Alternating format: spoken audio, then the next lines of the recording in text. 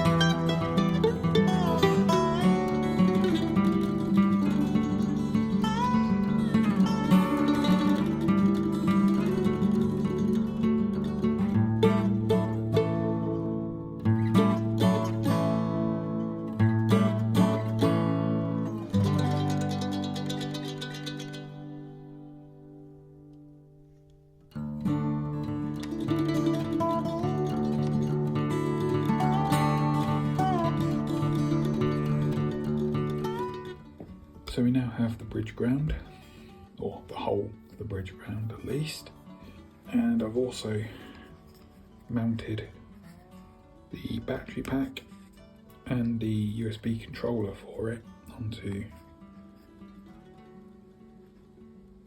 the cavity cover plate. So that's pretty cool, and that has a little connector onto the rest of the circuit. So this is what remains of the wiring that was in the Teddy that I took these pickups out of. I had a really challenging time wiring up that guitar. These pots and whatnot are in a right state, solder everywhere and so on and so forth. So what I've decided to do is order a new couple of these. I already have a spare cap because when you buy the pickups it comes with 4 pots and 2 capacitors and whatnot. Unfortunately the 2 other pots are not push-pulls, so you wouldn't be able to use the alternative voices, which is why I'm ordering 2 more. So I think the first thing I want to do is remove this off of the wiring harness here. So this connects to the battery there, and that will be all I need off of this. Then what I would like to do is wire up the switch and the jack, install those, and then I can move on from there.